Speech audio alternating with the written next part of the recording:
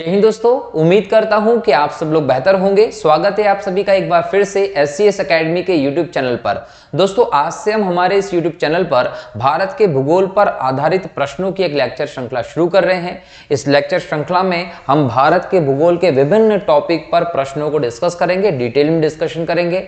न केवल आपका प्रश्नों का अध्ययन होगा बल्कि पूरा का पूरा भारत के भूगोल का सिलेबस हम इसमें कंप्लीट कर लेंगे और ये आपको विभिन्न प्रतियोगी परीक्षाओं में काम में आने वाला, न सिर्फ यूपीएससी और एमपीपीएससी बल्कि समस्त एक दिवसीय परीक्षाएं जिनमें एमपीएसआई, एसएससी कांस्टेबल भी शामिल होंगी, उन सभी की दृष्टि से ये उपयोगी लेक्चर सिद्ध होने वाला है। तो इस लेक्चर को आप लोग सभी लेक्चर्स के साथ पूरी व्यवस्था के तहत देखिएगा। जब भी आप इस लेक्चर को देखेंगे दोस्तों तो कॉपी पेन लेकर बैठिएगा, ध्यान से सुनिएगा। जो फैक्ट्स बताए जाते हैं उनको सिनॉप्सिस के तौर पर तैयार कर लीजिएगा ताकि एग्जाम के पहले आप आसानी से भारत के भूगोल का रिवीजन कर सकें। ठीक है दोस्तों, तो चलिए शुरू करते हैं आज के इस लेक्चर को। इस लेक्चर सीरीज का आज का हमारा ये पहला लेक्चर है और पहला प्रश्न है आपका, प्राचीन भारतीय भौगोलिक मान्यता के अनुसार भारतवर्ष किस द्वीप का अंग था। दोस्तों, जब हम भारतवर्ष के इतिहास की बात करते हैं तो याद रखिए कि भारतवर्ष जो है वो इस दुनिया में सांस्कृतिक तौर पर हम देखें, सभ्यता के तौर पर देखें तो एक संपन्न समृद्धशाली देश के तौर पर हमें दिखाई पड़ेगा। हमारी संस्कृति हो, हमारी सभ्यता हो, यहाँ के लोग हो, यहाँ के संस्कार हो, सभी की तूती पूरे विश्व में बोलती है, सभी इसकी सराहना करते हैं। ध्यान रखना है, जब हम बात करते हैं भारतीय भौगोलिक मान्यता के अनुसार भारतवर्ष के किस द्वीप का अंग इस प्रश्न के, तो यहाँ पर आपको 4 ऑप्शन दिखाई पड़ रहे हैं। पहला ऑप्शन है पुष्कर द्वीप, दूसरा है जम्बू द्वीप, फिर है कांच द्वीप और फिर है कुश द्वीप। कहीं ना कहीं दोस्तों जब हम भारतवर्ष की इस द्वीप की बात करेंगे तो याद रखिए जम्बू द्वीप, जम्बू द्वीप का कहीं ना कहीं अंग था भारत, ये ध्यान रखना है।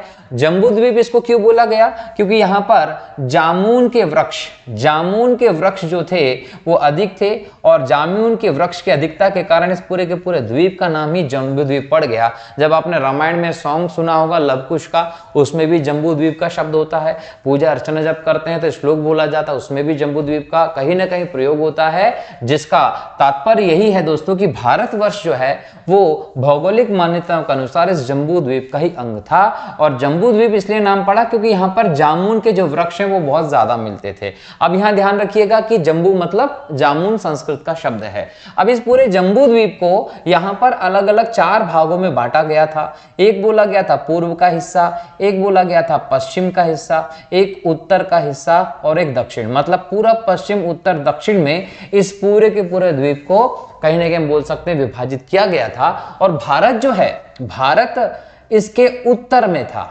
भारत इसके उत्तर में रहा, इसलिए भारत को उत्तरापथ भी कहा गया है, ये ध्यान रखिएगा। तो भारत को उत्तरापथ भी कहा गया है, ये ध्यान रखना। इसके अलावा हमारे देश के कई सारे नाम हमें देखने को मिलते हैं। आर्यव्रत हमें मिलता है, भारतवर्ष हम बोल सकते हैं, भारत खंडे, ऐसे कई सारे नाम हमें भारत के संदर्भ में प्रयोग होते दिखाई पड़ते हैं, ध्यान रखिए। ठीक है, अब यहाँ पर एक नया नाम हमें देखने को मिलेगा, इंडिया। तो इंडिया के संदर्भ में हम आगे के प्रश्नों में डिस्कस करेंगे कि ये नाम कैसे आया था। फिलहाल यहाँ पर जम्बू द्वीप का हिस्सा रहा है भारतवर्ष। अगला प्रश्न है, सर्वप्रथम इंडिया शब्द का प्रयोग भारत के लिए किस भाषा में किया गया। उर्दू में किया गया, ग्रीक में किया गया, फारसी में या अरबी में। ध्यान रखिए, ग्रीक में इंडिया शब्द का सबसे पहला प्रयोग हम भारत के लिए देखते हैं, ध्यान रखना है। अब यहां पर एक चीज आपको समझना है कि भारतवर्ष तो हमारे देश का वास्तविक नाम है। हम कुछ दिनों पहले देख रहे थे कि भारत में इंडी अर्थात इंडिया गठबंधन जो बना हुआ था, कांग्रेस के साथ बाकी दलों ने मिलकर बनाया, उसके बनने के बाद भारत और इंडिया की पूरे विश्व में, पूरे भारत में हम देखें तो एक बहस सी छिड़ गई कि भारत या फिर इंडिया। तो यहां ध्यान रखिए कि इंडिया शब्द तो बहुत बाद का है। हमारे लिए सबसे पहले साहित्यिक ग्रंथों में, प्राचीन इतिहास के ग्रंथों में अगर हम बात करें तो भारतवर्ष ही यहां पर नाम है और वास्तविक नाम हमारा भारतवर्ष ही है, ये याद रखिएगा। हमारी पहचान भारतवर्ष से ही है पुराने तौर पर देखें। लेकिन यहां जब अंग्रेजों का शासन होता है तो इंडिया इंडिया बार बार शब्द प्रयोग किया गया और इस इंडिया की जो विदेशी मानसिकता, उसका परिणाम हम आज भी देखते हैं कि हमारे देश के लिए इंडिया शब्द का प्रयोग किया गया है। यहां देखिए कि अगर हम देखें भारतवर्ष नाम कैसे पड़ा इसका, तो भारतवर्ष जो है वो भरत वंश, जो भरत राजवंश रहा है दोस्तों, उसके नाम पर पड़ा। और भरत जी को आप सब लोग जानते हैं कि दुष्यंत और शकुंतला के पुत्र थे भरत, जिनका एक विशाल साम्राज्य में देखने को मिलता है, और इन्हीं के राजवंश के आधार पर भरत के नाम पर ही भारत का नाम जो पड़ता है। जब हम बात करते हैं दोस्तों सिंधु घाटी सभ्यता की, अब सिंधु घाटी सभ्यता की जब हम बात करते हैं तो यहां पर हमको एक ग्रीक प्रभाव बाद में देखने को मिलता है। यहां सिंधु जो है दोस्तों, इसे उन्होंने इंडस शब्द प्रयोग किया। ये इंडस बाद में इंडिका, मेगास्थनीज ने प्रयोग कर लिया, अपनी किताब लिख दी इंडिका। और ये इंडिका से जब अंग्रेजी प्रभाव में ये आता है तो यही शब्द बाद में बन जाता है इंडिया। और अंग्रेजों के समय से जब भारत पर अंग्रेजों का शासन रहा तो भारत के लिए इंडिया शब्द का प्रयोग जो हमें देखने को मिल गया। लेकिन जब हम बात करते हैं दोस्तों आजादी के समय की, जब आजादी के टाइम की हम बात करें दोस्तों, जब हमारे देश का संविधान बन रहा था, संविधान का निर्माण काम हो रहा था, और ऑलमोस्ट 1959 26 नवंबर को संविधान निर्माण का काम पूर्ण हो गया और 15 अनुच्छेदों को तत्काल प्रभाव से लागू भी कर दिया गया। और शेष संविधान 26 जनवरी 1950 को लागू किया गया। इस पर हम संविधान के लेक्चर में डिटेल में डिस्कशन करेंगे। लेकिन फिलहाल यहां देखिए आजादी के समय की हम बात करें तो 17 सितंबर 1949 को देश के या संघ के नाम को लेकर एक बहस जो है वो छिड़ी, और कहीं ना कहीं इसके नाम को लेकर चर्चा शुरू कर दी गई। और उस चर्चा में हमने देखा कि कई सारे लोगों ने कहा कि भाई भारतवर्षी नाम होना चाहिए, कई लोगों ने कहा कि इंडिया भी होना चाहिए। लेकिन यहां पर ध्यान दिया गया कि जो विदेशी संबंध रहे, एक तो विदेशी संबंधों को ध्यान में दिया गया, प्लस सबको एक सूत्र में बांधने की बात की गई। इन सभी चीजों को ध्यान में रखते हुए भारत को, दोनों चीजों को इंपॉर्टेंस दिया और भारत को बोल दिया गया कि अनुच्छेद नंबर 1 में लिख दिया गया कि संविधान में इंडिया अर्थात भारत होगा। क्या नाम लिख दिया गया? इंडिया अर्थात भारत जो है वो नाम हमारा लिख दिया गया संविधान में। इस समय अंबेडकर जी से लेकर हर एक व्यक्ति ने इसको लेकर कहीं ना कहीं बातचीत की थी, और अंबेडकर जी ने तो कहा था कि आधे घंटे के भीतर इसको पास कर दिया जाए। लेकिन कहीं ना कहीं बाद में लंबी बहस चली, कितने लोगों ने इसके पक्ष में बात की, कितने लोगों ने इसके विपक्ष में बात की। लेकिन अंततः ये बोला गया कि विदेशी संबंधों का हवाला दिया गया, सबको एक सूत्र में बांधने की बात की और इंडिया अर्थात भारत जो है वो संघ का नाम करके भारतीय संविधान के अनुच्छेद नंबर 1 में इसकी व्यवस्था कर दी गई थी, ध्यान रखना है। तो इस प्रकार से हमें इंडिया नाम जो है वो ग्रीक में देखने को मिला। अगला प्रश्न देखें यहां पर दोस्तों, तो प्रश्न नंबर 3 है, भारत की मुख्य भूमि की दक्षिणी सीमा क्या है? इसमें पहला ऑप्शन है 6 डिग्री 4 मिनट उत्तरी अक्षांश, 7 डिग्री 4 मिनट उत्तरी अक्षांश, 8 डिग्री 4 मिनट उत्तरी अक्षांश, या 6 डिग्री 8 मिनट उत्तरी अक्षांश। देखिए यहां पर अक्षांश देशांतर वाला टॉपिक जब हम पढ़ेंगे वैश्विक भूगोल का तो उसमें इसको डिटेल में समझेंगे। जब आपको ये वाला साइन मिलता है तो इसका मतलब आप क्या समझते हैं? डिग्री समझते हैं। और जब इस प्रकार का साइन मिलेगा तो आप उसको बोलते हैं मिनट, ठीक है। तो ये प्रयोग किया जाता है शब्द। और भारत की मुख्य भूमि की दक्षिणी सीमा की जब बात करेंगे, जैसे हम मान लीजिए कि भारत का मैप बनाएं और उस मैप पे हम भारत में यहाँ पे अंडमान निकोबार देखें, तो मुख्य भूमि की दक्षिणी सीमा जो है ये कहां है, ये कहां कितने डिग्री पर है? तो यहां ध्यान रखिएगा कि भारत का यहां पर आपको विस्तार देखने की जरूरत है। भारत का विस्तार क्या है दोस्तों? इसमें अक्षांश का विस्तार भी देखना पड़ेगा और देशांत का विस्तार भी देखना पड़ेगा। तो अक्षांश और देशांतर का जब हम भारत का विस्तार देखते हैं तो यहां अक्षांश का विस्तार देखिए क्या है, 8 डिग्री 4 मिनट से 37 डिग्री 6 मिनट। इसमें भी क्या आएगा? उत्तरी अक्षांश और उत्तरी अक्षांश, मतलब 8 डिग्री 4 मिनट उत्तरी अक्षांश से 37 डिग्री 6 मिनट उत्तरी अक्षांश के बीच में भारत का अक्षांशीय विस्तार है। मतलब अगर मैं मान लेता हूं कि ये 0 डिग्री की लाइन है तो यहां देखिए कि 0 डिग्री से मैं यहां तक जाऊंगा ध्रुवों तक तो 90 डिग्री होगा, यहां तक जाऊंगा तो भी 90 डिग्री होगा, ठीक है। और ये 0 डिग्री की लाइन है। अब यहां से देखिए 1 2 3 4 करके यहाँ 90 डिग्री, यहां से जाऊंगा 1 2 3 4 करके यहाँ 90 डिग्री। इसका मतलब यहाँ पर 1 डिग्री भी होगा, 2 डिग्री भी होगा, 3 भी होगा। तो यहाँ पर हमने क्या बोला? 8 डिग्री 4 मिनट। 8 डिग्री 4 मिनट की जो लाइन है कहां? उत्तरी, ये नॉर्थ हो गया, ये साउथ हो गया, है ना। 0 डिग्री के कारण 0 डिग्री के नीचे का साउथ, 0 डिग्री के ऊपर का नॉर्थ। अब यहां पर देखिए मान लीजिए कि ये लाइन कितनी है? ये 8 डिग्री 4 मिनट की है। तो भारत की सीमा कहां से शुरू होगी? इस 8 डिग्री 4 मिनट से। और उत्तर में कहां तक होगी? तो 37 डिग्री 6 मिनट की लाइन मान लीजिए यह रही 37 डिग्री 6 मिनट की लाइन। तो इस पूरे क्षेत्र में भारत का विस्तार कहीं भी हो सकता है, ये माना गया है। ये अक्षांशीय विस्तार है। और दक्षिण सीमा कहां से शुरू होगी? 8 डिग्री 4 मिनट से। 8 डिग्री 4 मिनट आपका सही उत्तर हो जाएगा। अब इसी में हम देशांतर की सीमा का भी देख लें। देशांतर की सीमा हमारी कितनी है? 68.7 से 97.25।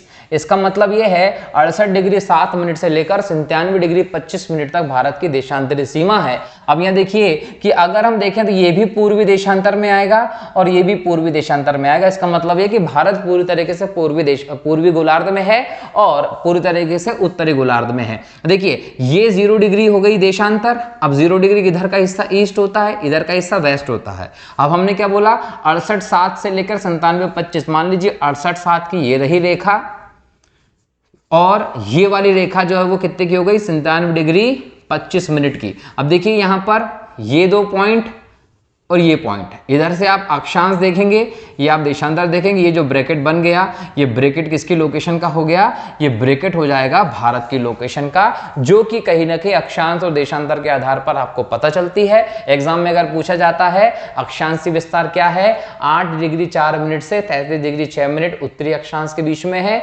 देशांतर ही पूछा जाता है तो 68 डिग्री 7 मिनट से 97 डिग्री 25 मिनट पूर्वी देशांतर में भारत आता है। अगर सिचुएशन के हिसाब से पूछा जाता है तो याद रखिएगा कि भारत पूरी तरीके से उत्तरी गोलार्ध में है, भारत पूरी तरीके से पूर्वी गोलार्ध में अवस्थित है। तो पूर्वी और उत्तरी गोलार्ध में अवस्थित है और इसकी जो दक्षिणी सीमा है वो 8 डिग्री 4 मिनट से शुरू होती है। उत्तरी सीमा 37 डिग्री 6 मिनट पर होती है। पूर्वी सीमा जो होती है दोस्तों वो 97 डिग्री 25 पे होती है और पश्चिमी सीमा जो होती है वो 68 डिग्री 7 मिनट पे होती है। ध्यान रखना है, एग्जाम में क्वेश्चन यहां से देखने को मिल सकते हैं। ठीक है, चलिए अब यहां पर एक और चीज समझिए कि अगर मैं देशांतर की बात करता हूं तो हमारा जो देशांतरी विस्तार है दोस्तों वो कितना है? 68 डिग्री 7 मिनट से लेकर 97 डिग्री 25 मिनट। मतलब 68 डिग्री की देशांतर रेखा से 97 डिग्री की देशांतर रेखा के बीच में भारत का विस्तार है देशांतर का। अब देखिए सूर्योदय जब होगा तो सूर्योदय जो होगा सबसे पहले कौन सी रेखा पर देखने को मिलेगा? 97 डिग्री की जो रेखा है भारत की वहां पर आपको देखने को मिलेगा। इसका मतलब यहां पर आपको पूर्व का क्षेत्र जो सूर्योदय के लिए भारत का सबसे पहले देखने को मिलेगा। और यहां पर कौन सा है? अरुणाचल प्रदेश। तो अरुणाचल जो प्रदेश है दोस्तों यहां पर भारत का सबसे पहले सूर्योदय होता है, ये भी ध्यान रखेंगे। और सबसे पश्चिम में क्या हो जाएगा? 68 पे गुजरात का इलाका हो जाएगा। तो सबसे बाद में अगर सूर्योदय होगा तो वो गुजरात के क्षेत्र में होता है। ये भी आप लोगों को ध्यान रखने की जरूरत है। ठीक, चलिए अगला प्रश्न है दोस्तों, भारत की स्थलीय सीमा की लंबाई कितनी है? ऑप्शन दे रखे हैं 6100 किलोमीटर, 7516.5 किलोमीटर, 1200 किलोमीटर या 15200 किलोमीटर। स्थलीय सीमा की लंबाई अगर पूछिए भारत की दोस्तों तो याद रखिएगा लगभग 15200 किलोमीटर के आसपास भारत की स्थलीय सीमा की लंबाई है। और ये स्थलीय सीमा की लंबाई जो है दोस्तों जब हम देखते हैं पश्चिम में गुजरात से शुरू हो जाती है और आगे हम जाते हैं दोस्तों तो ये बंगाल तक आपको लंबी दिखाई पड़ती है। अगर हम टोटल बात करें तो ये जो 15200 किलोमीटर की सीमा है ये 7 देशों से लगती है। कितने देशों से लगती है? 7 देशों से लगती है। भारत के 7 स्थलीय पड़ोसी देशों में आ जाते हैं, जिस पर हम देखते हैं एक तो हमको हमारा प्रतिद्वंदी पाकिस्तान देखने को मिलता है, ऊपर जाते तो आपको अफगानिस्तान का इलाका देखने को मिलता है, फिर जाते तो आपको चीन मिलता है, उसके बाद जाते हैं आपको तो यहाँ पर नेपाल देखने को मिलता है, फिर देखने को मिलता है आपको भूटान, फिर आपको देखने को मिलता है म्यांमार और एक देखने को मिलता है बांग्लादेश। अब यहाँ पर ये 7 जो हैं ये भारत के स्थलीय पड़ोसी देशों के तौर पर आपको मिलेंगे दोस्तों। और इन्हीं के साथ भारत की 15200 किलोमीटर की स्थलीय सीमा रेखा भी है, ये ध्यान रखेंगे। चलिए आगे बढ़े। अब यहां पर एक बात और इंपॉर्टेंट देखना है आपको, 7 देशों से लगती है सीमा, लेकिन भारत के कितने? तो याद रखिएगा भारत के 17 राज्य प्लस 1 केंद्र शासित प्रदेश इसमें मैं शामिल कर सकता हूं। ठीक है, वर्तमान की बात करें तो राज्य 16 हो जाएंगे और 2 केंद्र शासित प्रदेश यहां पर देखने को मिलेंगे। क्यों? क्योंकि ये 17 राज्यों में मैं जम्मू कश्मीर को भी शामिल कर रहा हूं और फिलहाल की कंडीशन में जम्मू कश्मीर क्या है? एक केंद्र शासित प्रदेश है। तो ठीक है, और एक केंद्र शासित प्रदेश के तौर पर मैं लद्दाख को भी यहां पर ले रहा हूं। तो ये सबको मिला लीजिए तो लगभग 18 आपके ऐसे राज्य या केंद्र शासित प्रदेश हैं जो भारत के दूसरी देशों की सीमा के के साथ लगे हुए हैं। पहले आप यदि 2019 के पहले आप अगर इस फैक्ट को पढ़ते थे दोस्तों तो यहां पर आप 17 राज्य ही पढ़ते थे, लेकिन अब वो 18 हो जाएगा। कारण क्या है? क्योंकि लद्दाख जो है वो पहले जम्मू कश्मीर में ही आता था, लेकिन अब लद्दाख को अलग से केंद्र शासित प्रदेश के तौर पर स्थापित कर दिया गया है। ठीक है, तो यहां पर 18 भारत के राज्य या केंद्र शासित प्रदेश क्षेत्रों की बात करें, वो भारत के 7 पड़ोसी देशों के साथ अपनी सीमाएं शेयर करते हैं। ठीक, चलिए अब इनका नाम भी ले लेते हैं। यदि हम इनका नाम लेते हैं दोस्तों तो देखिए, लद्दाख एक हो गया, ये लद्दाख क्या हो गया? यूनियन टेरिटरी, केंद्र शासित प्रदेश हो गया। लद्दाख के बाद हम देखें दोस्तों तो हिमाचल का आप नाम लिख सकते हैं। इसके बाद हम देखें दोस्तों तो उत्तराखंड, उत्तराखंड के बाद जाते हैं दोस्तों तो सिक्किम, सिक्किम के अलावा हम देखें दोस्तों तो अरुणाचल, अरुणाचल से अगर हम देखें दोस्तों तो जम्मू कश्मीर, जम्मू कश्मीर से हम जाते हैं दोस्तों तो पंजाब, पंजाब से हम जाते हैं दोस्तों तो बिहार भी लगता है, बिहार के बाद हम देखें नागालैंड भी लगता है। ठीक है, यहाँ हम देखें दोस्तों तो मणिपुर भी छूता है, मणिपुर के बाद देखें तो राजस्थान जो है वो भी छूता है, एक है गुजरात भी छूता है, बंगाल भी छूता है, असम का भी यहाँ पर नाम है, मेघालय का भी नाम है, त्रिपुरा, मिजोरम,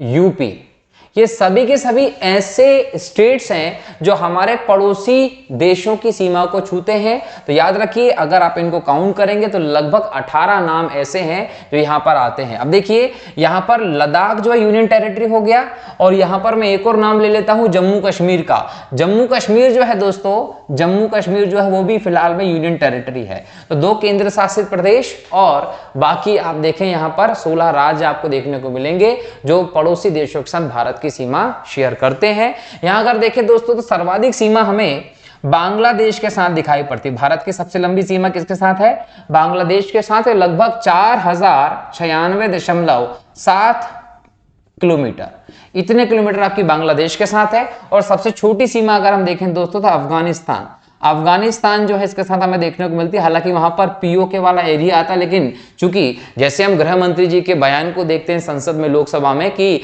अक्साई चीन भी हमारा है, पीओके भी हमारा है, तो कहीं ना कहीं इस कारण से भारत की सीमा पीओके से के कारण ही अफगानिस्तान से भी लगती है। और लगभग 106 किलोमीटर के आसपास आप बोल सकते हैं कि हम अफगानिस्तान से जुड़े हैं। सबसे छोटी सीमा हमारी अफगानिस्तान से लगती है, सबसे लंबी सीमा हमारी बांग्लादेश के साथ लगती है, ध्यान रखेंगे।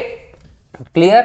अब यहां पर एक और फैक्ट की तरफ बढ़ते हैं। ये तो स्थलीय सीमा की बात हो गई, और स्थलीय सीमा की दृष्टि से हम देखें दोस्तों तो 15,200 किलोमीटर आपका उत्तर हो जाता है इस प्रश्न का। लेकिन यहां पर 2 डेटा और डिस्कस करने योग्य है, वो है ये 6100 किलोमीटर का डेटा, और एक है 7516.5 किलोमीटर का डेटा। तो ये भारत का मुख्य भूमि की हम बात करें, और ये हम बात करें संपूर्ण की बात करते हैं। तो जब हम मुख्य भूमि की तटीय सीमा देखते हैं दोस्तों, तो वो आती है आपकी 6100 किलोमीटर। ये मुख्य भूमि की तटीय सीमा जो 6100 किलोमीटर आती है, इसमें आप बोल सकते हैं कि भारत के 9 राज्य, भारत के 9 राज्य इंक्लूडिंग गुजरात, फिर हम जाते हैं आपका मुंबई मतलब महाराष्ट्र, महाराष्ट्र से आप आगे निकल जाते हैं तो आप ले लीजिए कर्नाटक को ले लीजिए, गोवा को ले लीजिए, केरल को ले लीजिए। ठीक है, तो ये हो गए आपके पश्चिम में गुजरात, महाराष्ट्र, कर्नाटक, गोवा और केरल। अब हम चले जाएं पूर्व में, तो पूर्व में बंगाल, बंगाल के बाद आप आ जाइए उड़ीसा, उड़ीसा के बाद आ जाइए आप आंध्र प्रदेश, और आंध्र प्रदेश से आप आ जाइए तमिलनाडु।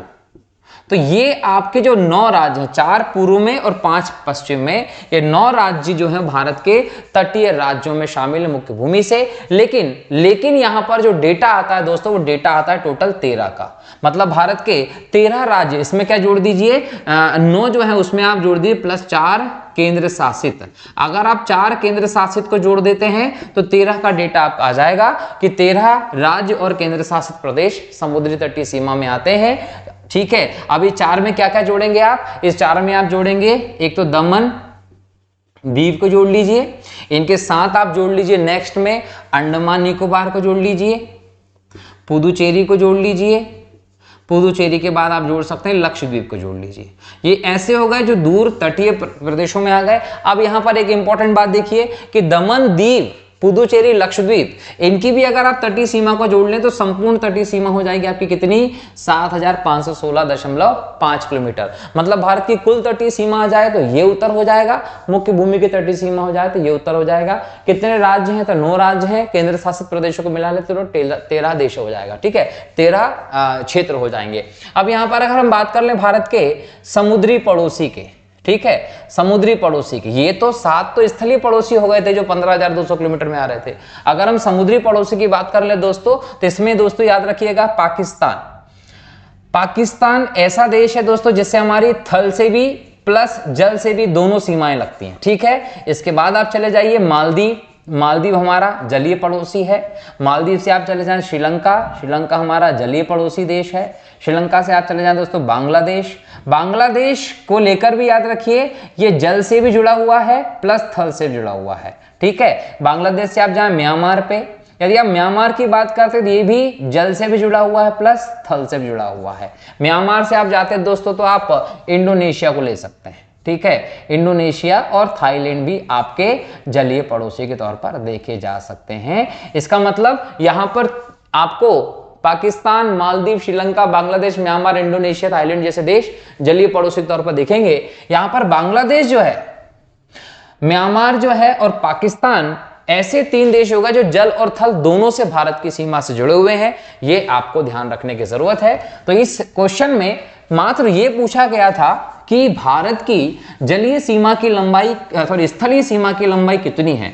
जब हमने स्थलीय सीमा की लंबाई को देखा दोस्तों तो हमने इसमें कई सारे इंपॉर्टेंट फैक्ट्स को कवर कर लिया। यही हमारे इस लेक्चर श्रृंखला और डिस्कशन का दोस्तों एक इंपॉर्टेंट पार्ट है कि हम न सिर्फ क्वेश्चन की डिमांड, जो क्वेश्चन है उस पर हम लोग बात कर रहे हैं, उसके ऑप्शंस पर भी हम डिस्कशन करते हैं अगर वहां से एग्जाम में क्वेश्चन आने की संभावनाएं है तो। अब एग्जाम में आपसे ये क्वेश्चन तो पूछेगा कि स्थलीय सीमा की लंबाई कितनी है, ये भी पूछ सकता है पड़ोसी देश, ये भी पूछ सकता है पड़ोस से लंबी सीमा कौन सी है, छोटी सीमा कौन सी है, ये भी पूछ सकता है कि कौन सा केंद्र शासित प्रदेश है, कौन सा राज्य लगा है, कितने जुड़े हुए हैं, जलीय सीमा का भी आपसे पूछ सकता है। तो जो भी क्वेश्चन यहां से पूछे सीमा रेखा से संबंधित आप सब बता सकते हो, मुझे अब ऐसा लगता है, ठीक है। चलिए अगला प्रश्न देखते हैं। अगला प्रश्न नंबर 5 कहता है कि भारत की उत्तर से दक्षिण तक की लंबाई कितनी है। दोस्तों जब हम भारत की बात करते हैं तो उत्तर में दक्षिण तक अगर हम देखें तो ये लंबाई हमें देखने को मिलती है टोटल कितनी, 3214 किलोमीटर। ऑप्शन हो जाएगा आपका 3214 किलोमीटर सही। पहला ऑप्शन क्या है, 2933, दूसरा है 3214, तीसरा है 3124 और चौथा है 3412। सही उत्तर क्या है, 3214, 3214 किलोमीटर भारत की उत्तर से दक्षिण तक की सीमा है। यहां पर देखें दोस्तों तो उत्तर में जो काराकोरम श्रेणी है, ट्रांस हिमालय पर्वत है, ट्रांस हिमालय में काराकोरम श्रेणी है। काराकोरम की हाईएस्ट पीक जो है दोस्तों K2 है, जिसको आप गॉडविन ऑस्टिन कहते हैं। यहीं पर आपको एक पॉइंट मिलता है जिसका नाम है इंदिरा कॉल।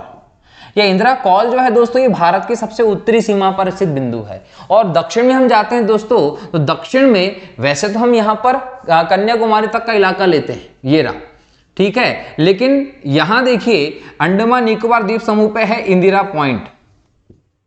इंदिरा पॉइंट जो है ये भारत का सबसे दक्षिणतम बिंदु है।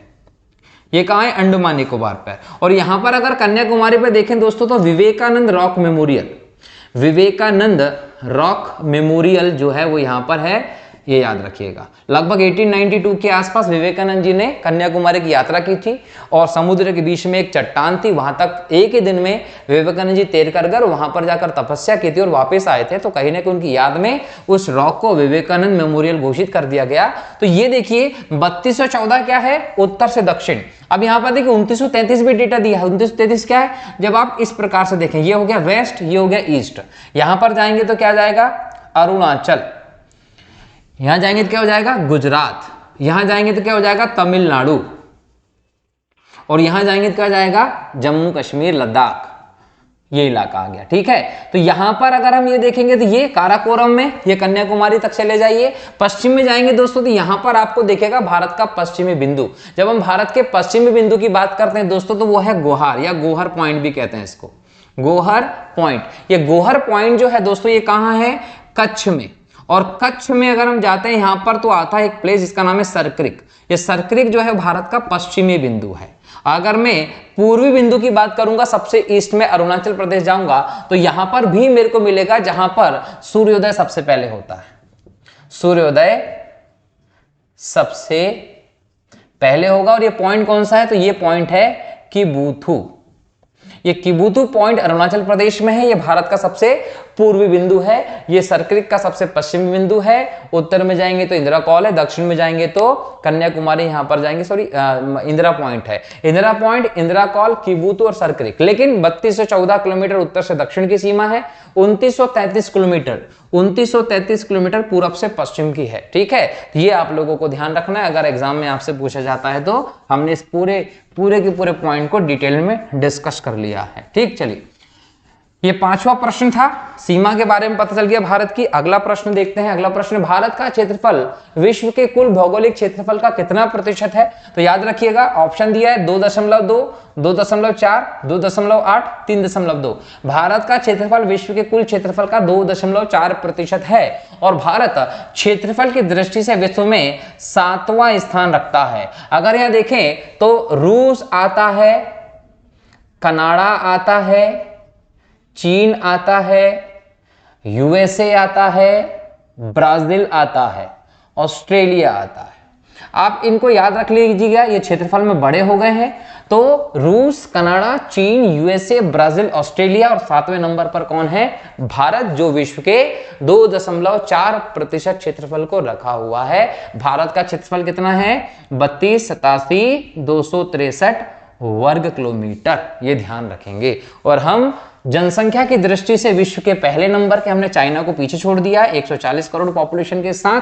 और क्षेत्रफल की दृष्टि से हम 2.4% पर हैं। लेकिन इकोनॉमी में हम विश्व की 5वीं बड़ी इकोनॉमी है। सेना में हम विश्व की सबसे बड़ी ताकतवर सेना में 4थे नंबर पर आते हैं। तो ये भी एक अलग बात है।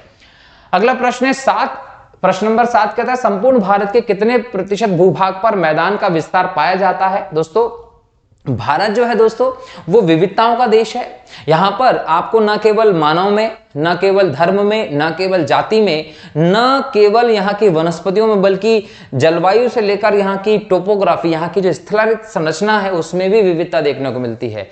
भारत पूर्ण रूप से विविधताओं का देश है। भारत में आपको उत्तर में हिमालय जैसे पहाड़ मिलेंगे, पश्चिमी घाट पर्वत मिलेगा, नीलगिरी जैसे पहाड़ दक्षिण में प्रायद्वीप में मिलते हैं। पूरा प्रायद्वीप का एक बड़ा पठार है, गंगा का मैदान मध्यवर्ती है, तटीय प्रदेश भी है, द्वीप समूह भी है, मरुस्थल भी है। हमारे पास सब कुछ है। भारत विविधताओं का देश है। और इस विविधताओं के देश में जब हम देखते हैं कि इसकी स्थलाकृतिक विविधता को, तो इस स्थलाकृतिक विविधता में आपको 43% के आसपास क्या दिखाई पड़ते हैं? मैदान दिखाई पड़ते हैं। क्या पूछा?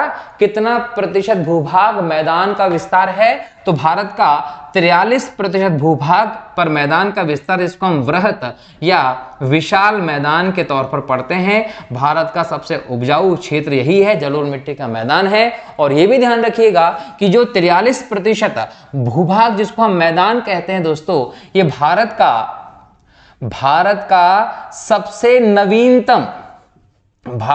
सबसे नवीनतम भूभाग भी यही है। क्यों? सबसे पहले प्रायद्वीपीय पठार बनता है, गोंडवाना भूमि जो अफ्रीका के हिस्से से कटकर भारत की तरफ आई थी, प्लेट विवर्तनी की, और यहां पर हम महाद्वीपीय विस्थापन सिद्धांत से इसकी पुष्टि करते हैं। और उसके बाद आपका प्रायद्वीपीय पठार आया, और उसके बाद कहीं ना कहीं बनता है हिमालय पर्वत श्रेणी। हिमालय पर्वत श्रेणी से निकलती नदियां, उन नदियों के द्वारा जो अपर्दन करके मटेरियल लेके जाया जाता है, उस मटेरियल के जमाव से बनता है दोस्तों मध्यवर्ती मैदान। और वो मध्यवर्ती मैदान आज बिहार, यूपी, हरियाणा, पंजाब के एक लंबे क्षेत्र तक फैला हुआ है। तो वो मध्यवर्ती मैदान भारत का सबसे नवीनतम भूभाग है, ये भी ध्यान रखिएगा। अच्छा, इसके अलावा हम देखें दोस्तों तो 18% भारत का जो इलाका है वो पहाड़ी है, 11% भारत का इलाका जो है वो पर्वत है, 28% भारत का इलाका जो है वो पठारी है। तो भारत पर आपको मैदान भी मिलेंगे, पठारी क्षेत्र भी मिलेगा, पर्वत भी मिलेंगे और छोटी छोटी पहाड़ी भी मिलेंगे। ठीक है, ये आपका एक लंबा क्षेत्र है। और ये भी याद रखिएगा कि भारत के पास एक तटवर्ती मैदान का इलाका भी आप लोगों को देखने को मिलता है, द्वीप समूह का इलाका भी देखने को मिलता है। फिर एक और क्वेश्चन यहां से निकल जाता है कि भारत को कितने भू आकृतिक रूप में कितने भागों में बांटा गया? तो भारत को 4 भागों में बांटा गया भू आकृतिक प्रदेशों के आधार पर। एक पर्वत जो हिमालय पढ़ते हैं आप, मध्यवर्ती मैदान पूरा मैदानी इलाका पढ़ते हैं आप, प्रायद्वीपीय पठार पढ़ते हैं आप, और द्वीप समूह और तटीय प्रदेश जो होता है उसको पढ़ते थे। 4 भौगोलिक रूपों में भारत का विभाजन किया गया है ये ध्यान रखिएगा, ठीक है। सबसे बड़ा भूभाग कौन सा है? मध्यवर्ती मैदान, 43% मैदान का इलाका भारत में है। प्रश्न नंबर 8 कहता है कि भारत की प्रादेशिक जल सीमा, टेरिटरी वाटर, समुद्र तट से कितने समुद्री मील की दूरी तक है? 12 समुद्री मील है, 24 समुद्री मील है, 111 मील है या 200 मील है? दोस्तों याद रखिएगा, जब समुद्री मील की बात करते हैं तो ये नॉटिकल माइल्स इसको कहा जाता है, और नॉटिकल माइल्स जो एक होता है उसमें 1.8 मील के बराबर होता है। तो एक नॉटिकल माइल का मतलब होता है 1.8 मील। समुद्री मील का मतलब नॉटिकल माइल्स, नॉटिकल माइल्स का जो एक यूनिट है उसमें 1.8 मील होते हैं, ध्यान रखिएगा। प्रश्न के हिसाब से हम देखें तो समुद्र में भारत का क्षेत्राधिकार कहां-कहां कितनी सीमा तक होता है वो पूछा गया है। तो प्रादेशिक जल सीमा जो है दोस्तों वो भारत की जो है वो 12 समुद्री मील है। 12 समुद्री मील भारत की प्रादेशिक जल सीमा है। यहां तक के भारत को संपूर्ण अधिकार है, याद रखिए, संपूर्ण अधिकार है भारत के कहां तक? प्रादेशिक जल सीमा तक, ये ध्यान रखिएगा। अगला जो है दोस्तों उसको हम बोलते हैं 24 समुद्री मील। जो 24 समुद्री मील का हमारा जो दूरी है दोस्तों वो अविच्छिन्न मंडल, इसको अविच्छिन्न मंडल कह सकते हैं आप, या संलग्न क्षेत्र आप इसको कह सकते हैं। अविच्छिन्न मंडल या संलग्न क्षेत्र जो है 24 समुद्री मील है भारत का। इसको हम कंटिजियस जोन कहते हैं अंग्रेजी में, कंटिजियस जोन कहते हैं अंग्रेजी में, याद रखिएगा। और ये जो कंटिजियस जोन है, अविच्छिन्न मंडल, संलग्न क्षेत्र, ये 24 समुद्री मील तक है। यहाँ भारत को सीमा शुल्क लेने का अधिकार होता है, याद रखिएगा। यहाँ भारत का अधिकार क्या होगा? आप सीमा शुल्क ले सकते हो, आप यहाँ सफाई करवा सकते हो, यहाँ आपके वित्तीय अधिकार हो सकते हैं। तो इस प्रकार के अधिकार जो है वो आपके यहाँ पर होते हैं। इसके बाद हम जाते हैं दोस्तों, तो आता है अनन्य आर्थिक क्षेत्र। क्या आता है? अनन्य आर्थिक क्षेत्र। ये अनन्य आर्थिक क्षेत्र जो होता है दोस्तों इसको इंग्लिश में कहते हैं एक्सक्लूसिव इकोनॉमिक जोन। ये जो इकोनॉमिक जोन है, एक्सक्लूसिव इकोनॉमिक जोन, अनन्य आर्थिक क्षेत्र जो है वो 200 समुद्री मील तक होता है। और यहाँ भारत को कुछ अधिकार मिलते हैं, जैसे कि यहाँ पर नए द्वीपों का निर्माण कर सकता है, यहाँ भारत शोध अनुसंधान कर सकता है, यहाँ भारत प्राकृतिक संसाधनों का दोहन कर सकता है। तो यहाँ तक कहीं ना कहीं भारत को अधिकार प्राप्त हैं। 3 क्षेत्र मैंने आपको बताए हैं, एक प्रादेशिक बताया है, एक संलग्न क्षेत्र बताया है और एक अनन्य आर्थिक क्षेत्र बताया है। प्रादेशिक 12 समुद्री मील होता है, इस प्रश्न का उत्तर है।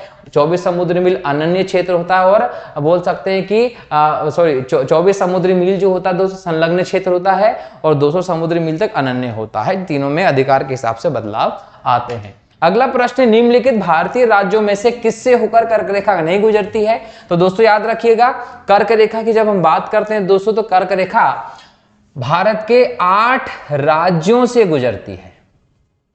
कितने राज्यों से गुजरती है? 8 राज्यों से गुजरती है। अगर हम इसमें लिखना चाहें दोस्तों तो एक गुजरात है, राजस्थान है, मध्य प्रदेश है, छत्तीसगढ़ है, बंगाल है, त्रिपुरा है, मिजोरम है।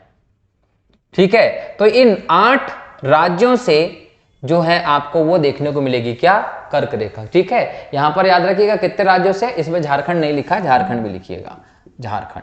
तो 8 राज्यों से कर्क रेखा गुजरती है। अब देखिए इसमें यहां पर झारखंड से गुजरती है, गुजरात से गुजरती है, मध्य प्रदेश से गुजरती है, किससे नहीं गुजरती? उत्तर प्रदेश से। तो सही उत्तर क्या हो जाएगा आपका? उत्तर प्रदेश से कर्क रेखा नहीं गुजरती, 8 राज्यों से गुजरती है। यहां पर जो राजस्थान है यहां से आपको सबसे कम देखने को मिलती है। इसके अलावा राजस्थान के बाद हम देखें एमपी जो है, इससे आपको सर्वाधिक दिखने को मिलती है। और मध्य प्रदेश के कितने? 14 जिले से ये सर्वाधिक गुजरती है, ये ध्यान रखेंगे। मध्य प्रदेश के जीके वाले क्वेश्चन में जब आप देखेंगे तो यहाँ पर मैंने डिटेल में डिस्कशन किया हुआ है। सबसे पहले कहाँ से गुजरती है? तो बोल सकते हैं गुजरात से इसका प्रवेश होता है। ठीक, अगला प्रश्न, इंदिरा पॉइंट का अनन्य नाम क्या है? इंदिरा पॉइंट जो भारत का सबसे दक्षिणतम बिंदु है दोस्तों, भारत की प्रथम महिला प्रधानमंत्री, राज्यसभा से बनी प्रधानमंत्री पहली थी, इनके नाम पर इसका नाम इंदिरा पॉइंट रखा है। इसे पार्सन पॉइंट भी कहा जाता है, इसे लाहिचिंग पॉइंट भी कहा जाता है, और इसे पिग्मेलियन पॉइंट भी कहते हैं। मतलब ये सब के सब नाम इंदिरा पॉइंट के हैं, ध्यान रखना है। अगला प्रश्न है, भारत तथा चीन के बीच सीमा बनाने वाली रेखा है। याद रखिए ऑप्शन दिए, रेड क्लिफ रेखा, मैकमोहन रेखा, डूरंड रेखा या स्ट्रेटफोर्ड रेखा। डूरंड रेखा दोस्तों भारत अफगानिस्तान की है, भारत अफगानिस्तान की है, लगभग 1896 के आसपास डूरंड के द्वारा हुआ था। रेड क्लिफ रेखा जो है वो 1947 के आसपास की गई थी। रेड क्लिफ ये भारत पाकिस्तान, भारत बांग्लादेश के बीच है। मैकमोहन रेखा 1914 के आसपास डिसाइड की गई थी, ये भारत चीन के बीच की रेखा है। तो मैकमोहन रेखा 1914 में भारत चीन के बीच की रेखा, ध्यान रखेंगे। ब्रिटेन उस समय भारत पर राज कर रहा था। उस समय तिब्बत की जो सरकार थी इनके साथ समझौता होता है। कब होता है समझौता? अक्टूबर 1913 में। उस समझौते के आधार पर सीमा रेखा के तौर पर सर मैकमोहन के द्वारा मैकमोहन रेखा का निर्धारण करते हैं। ये लगभग 3488 किलोमीटर के आसपास है। इसे वास्तविक नियंत्रक रेखा के तौर पर, LAC के तौर पर भी आप देखते हैं, लाइन ऑफ एक्चुअल कंट्रोल भी इसको कहा जाता है। निम्नलिखित में से कौन सा देश भारतीय उपमहाद्वीप के अंतर्गत शामिल नहीं किया जाता? दोस्तों, जब आप भारतीय उपमहाद्वीप की बात करते हैं तो भारत के उत्तर के वो बोलते हैं हिंद महासागर के उत्तर के वो क्षेत्र आ जाते हैं जो भारत से कहीं ना कहीं समुद्री स्थलीय सीमा से लगे हैं। यहाँ पर देखिए, पाकिस्तान भारतीय उपमहाद्वीप में आता है, नेपाल आता है, बांग्लादेश आता है, श्रीलंका इसमें शामिल नहीं होता, ये ध्यान रखिएगा। श्रीलंका की जब हम बात करते हैं दोस्तों, तो श्रीलंका नारियल के आकार का हिंद महासागर का एक द्वीप है, जिसकी राजधानी की अगर मैं बात करता हूं दोस्तों, तो श्री जयवर्धनेपुरा इसकी राजधानी है। ये श्री जयवर्धनेपुरा कोट्टी ये इसकी राजधानी है, विधायी राजधानी। इसके अलावा कोलंबो इसकी कार्यकारी और न्यायिक राजधानी है। अगर श्रीलंका के राष्ट्रपति की बात करें तो गोतबाया राजपक्षे यहाँ के राष्ट्रपति हैं। अगर इनकी मुद्रा की बात करें दोस्तों, तो श्रीलंकाई रुपया जो है इनकी मुद्रा है। सिंहली और तमिल इनकी भाषा है, ध्यान रखेंगे। लिट्टे जो संगठन था जिसका कहीं ना कहीं राजीव गांधी जी की हत्या में शामिल था, वो श्रीलंका का आतंकवादी संगठन था, ये भी ध्यान रखना है। अगला प्रश्न है, भारत का कौन सा भूभाग आकृतिक विभाग प्राचीनतम है? उत्तरी पर्वतीय क्षेत्र है क्या? गंगा बर्मा का मैदान है क्या? प्रायद्वीपीय पठार है कि समुद्र तटीय मैदान है? याद रखिए, जब आपसे प्राचीनतम भूभाग पूछा जाएगा तो प्रायद्वीपीय पठार भारत का सबसे प्राचीनतम भूभाग है, जो गोंडवाना भूमि का हिस्सा है। और अगर हम बात करें लगभग 18 से 20 करोड़ साल पहले, तो ये भाग टूटकर उत्तर की ओर खिसका था। जिसकी पुष्टि होती है प्लेट विवर्तन के सिद्धांत और महाद्वीपीय विस्थापन सिद्धांत के तहत, और उसी भाग के हिस्से के तौर पर आप प्रायद्वीपीय पठार को भारत में देखते हो दोस्तों। कहीं ना कहीं ये भारत का सबसे प्राचीनतम हिस्सा है। अगर हम समुद्र तटीय, अगर हम गंगा ब्रह्मपुत्र के मैदान की बात करें दोस्तों, तो ये मैदान भारत का सबसे नवीनतम भूभाग के तौर पर आता है।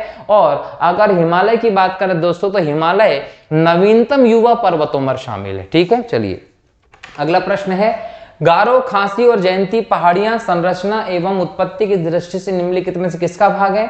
दोस्तों, जो खासी, गारो, जयंती पहाड़ियां हैं दोस्तों, उनको हम पूर्वोत्तर की पहाड़ियों में शामिल करते हैं। लेकिन ये अगर हम इनकी संरचना और उत्पत्ति की दृष्टि से बात करें तो ये प्रायद्वीपीय पठार का भाग है, क्योंकि प्रायद्वीपीय पठार का जो उत्तर पूर्व में विस्तार हुआ है दोस्तों, वो विस्तार कहीं ना कहीं आपको खासी, गारो, जयंती के रूप में देखते हैं। मतलब खासी, गारो, जयंती पहाड़ियां मेघालय में जो खासी, गारो जनजातियां हैं दोस्तों, उनके नाम पर इनका नाम पड़ा है।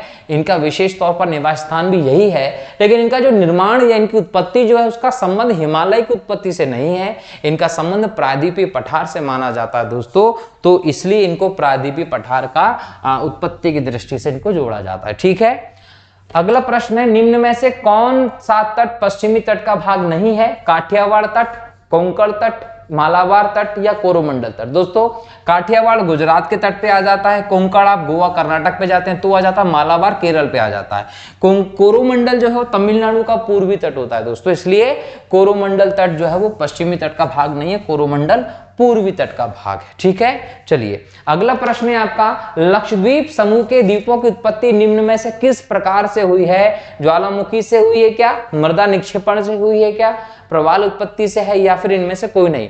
दोस्तों, लक्षद्वीप या हम अरब सागर के द्वीपों की बात कर लें तो ये अरब सागर में भारत के अगर हम पश्चिम के द्वीपों की बात करें तो वो सभी के सभी द्वीप मैक्सिमम हमको कहीं ना कहीं प्रवाल द्वीप मिलते हैं, और पूरब के द्वीप जो है उनकी उत्पत्ति हमको अलग अलग रूप से देखने को मिलती है, ये ध्यान रखिएगा। तो ये प्रवाल द्वीप के उदाहरण है, मतलब लक्षद्वीप जो है वो प्रवाल द्वीपों से संबंधित, इसको आप प्रवाल द्वीप कहते हैं, ये ध्यान रखिए। लक्षद्वीप जो है दोस्तों वो 1973 में 1 नवंबर 1973 में छोटे छोटे से द्वीप थे जिनमें आप बोल सकते हैं दोस्तों, आप बोल सकते हैं लक्का द्वीप, इसके बाद आप जोड़ते हैं मिनिकॉय और फिर आप बोलते हैं अमीनी द्वीप।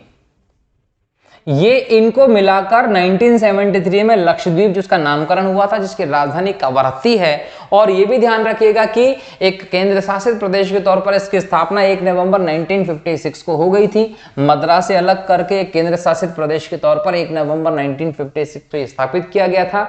वर्तमान में अगर हम लक्षद्वीप की बात करते हैं, इसके प्रशासक दिनेश्वर शर्मा है दोस्तों, ये ध्यान रखिएगा। आधिकारिक भाषा दोस्तों यहाँ की मलयालम है, अंग्रेजी भी यहाँ पर यूज करते हैं। यहाँ का 94% के आसपास जो पॉपुलेशन है वो मुस्लिम है। बच्ची की जो पॉपुलेशन यहाँ पर होती है दोस्तों, उसमें भी मैक्सिमम आपको एससी समूह के लोग यहाँ पर देखने को मिलते हैं। और 36 छोटे बड़े द्वीपों का समूह है लक्षद्वीप, लेकिन यहाँ पर केवल 10 पर ही मानव अधिवास आपको देखने को मिलता है। बराबर टूरिज्म यहाँ का प्रमुख उद्योग है। यहाँ पर फिल्म की शूटिंग, शो, पर्यटन के माध्यम से लोग पैसा कमाते हैं। केरल हाईकोर्ट यहाँ पर लगता है, ये भी आप लोगों को ध्यान रखना है। ठीक है, अगला प्रश्न है, भारतीय क्षेत्र में स्थित 2 ज्वालामुखी कौन से हैं दोस्तों? तो बैरन और नारकोदम दोनों अंडमान निकोबार पर स्थित भारत के 2 ज्वालामुखी हैं, जिसमें बैरन द्वीप सक्रिय है और नारकोदम मृत ज्वालामुखी का उदाहरण है अंडमान निकोबार द्वीप समूह पर। अगला प्रश्न है, न्यू मूर द्वीप कहाँ है दोस्तों? अरब सागर में है, मन्नार की खाड़ी में है, बंगाल की खाड़ी में या अंडमान सागर में? दोस्तों याद रखिएगा, न्यू मूर द्वीप जो है वो बंगाल की खाड़ी में है। और न्यू मूर द्वीप जो है वो एक निर्वासित द्वीप है।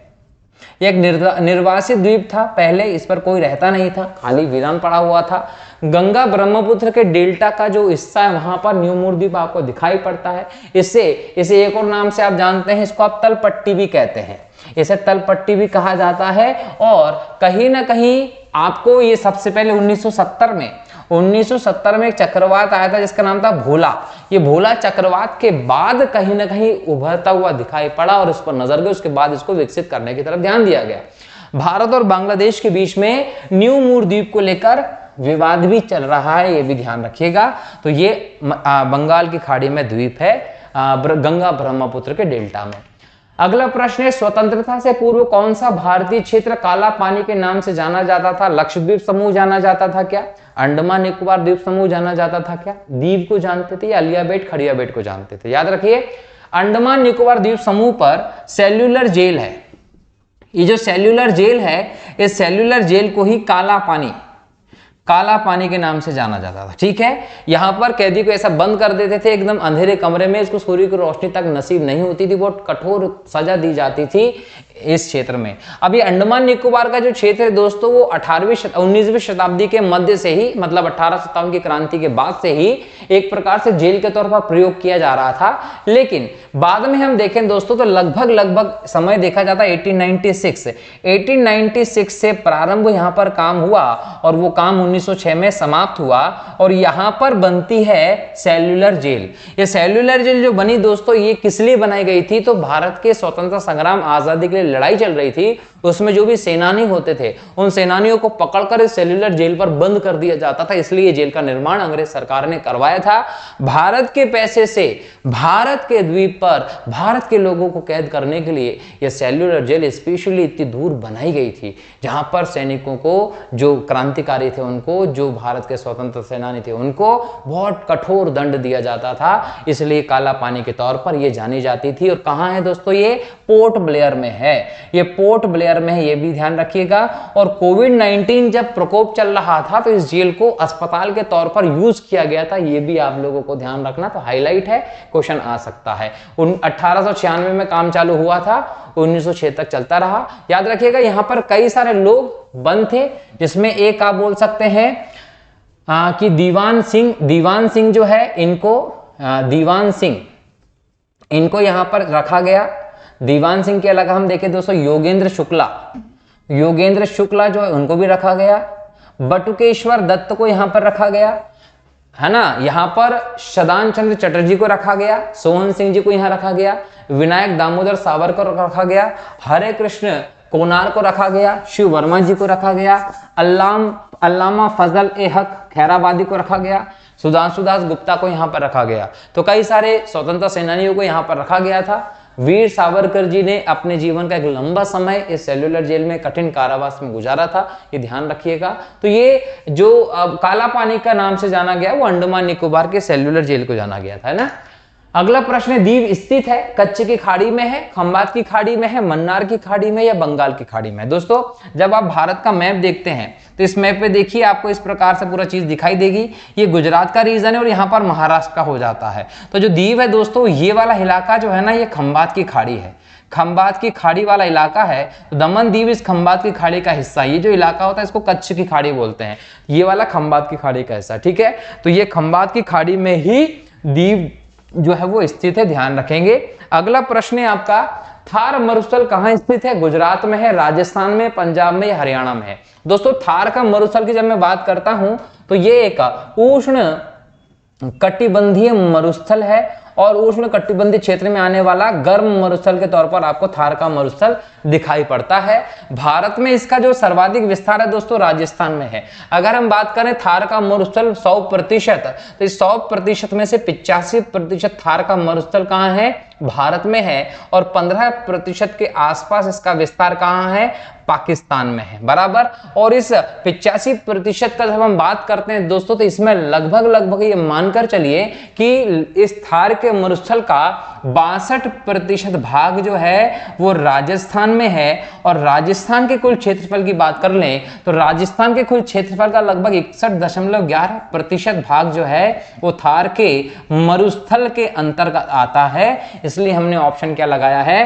राजस्थान लगाया है। हालांकि इसका कुछ भाग गुजरात में भी है, कुछ भाग पंजाब में भी, कुछ भाग हरियाणा में भी है, लेकिन सबसे ज्यादा लगभग 62% थार का मरुस्थल जो है वो राजस्थान में है। राजस्थान के 61% भाग को थार का मरुस्थल घेरे हुए है, इसलिए यहां पर उत्तर आएगा आपका राजस्थान। थार का मरुस्थल दोस्तों कहीं ना कहीं भारत का जब हिमालय निर्माण की प्रक्रिया चल रही थी उस दौरान बना था।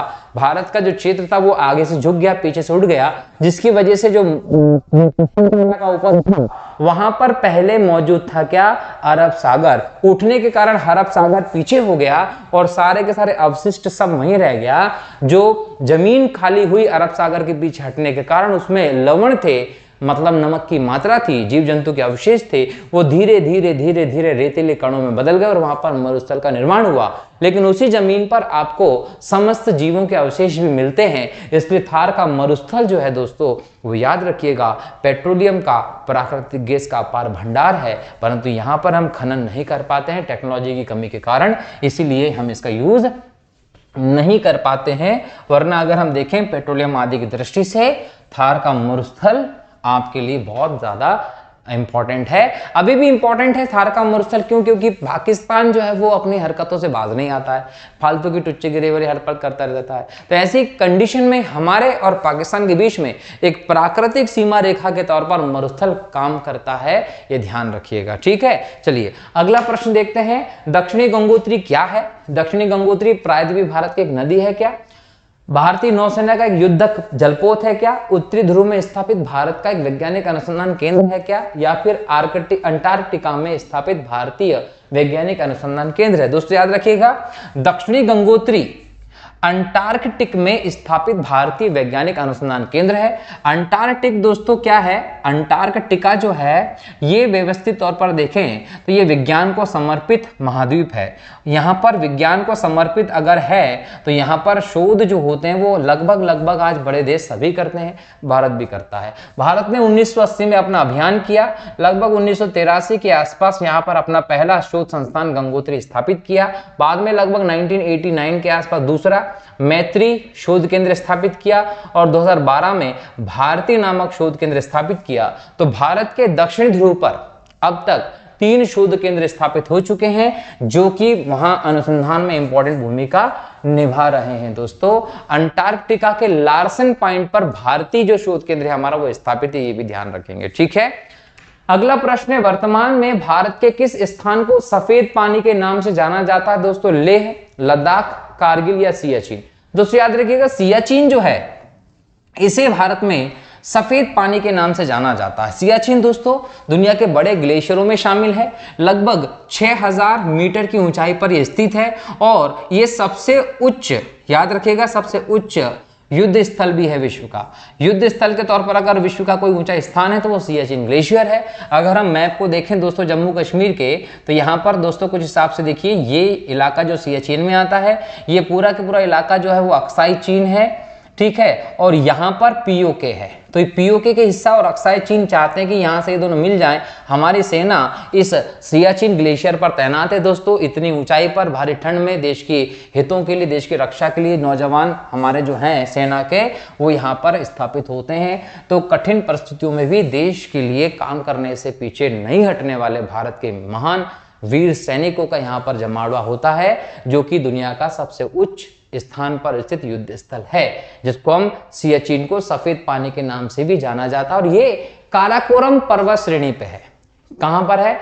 काराकोरम पर्वत श्रेणी पे। भारत पाक नियंत्रण रेखा जो वहां पर है। और ये किसका हिस्सा है? लद्दाख का हिस्सा है। ऑपरेशन मेघदूत चलाकर भारत ने इस पर नियंत्रण स्थापित किया था, याद रखिएगा। तो ये सशस्त्र बलों का कोड था, वो ऑपरेशन मेघदूत के अंतर्गत यहां पर शामिल था, ध्यान रखना है, ठीक है। तो ऑपरेशन मेघदूत का संबंध किससे है? सियाचिन ग्लेशियर पर नियंत्रण हासिल करने के लिए चलाया गया था, ठीक। अगला प्रश्न है, जम्मू कश्मीर राज्य का वह हिस्सा जिस पर चीन का अधिकार है क्या कहलाता है? अभी मैंने मैप बनाया था, उसको क्या कहते हैं? गिलगिट क्षेत्र कहते हैं, छो मोरारी कहते हैं, सियाचिन कहते हैं या अक्साई चीन कहते हैं? अक्साई चीन जम्मू कश्मीर, अब तो लद्दाख है, लद्दाख का वो हिस्सा है दोस्तों जिस पर चाइना का कब्जा है।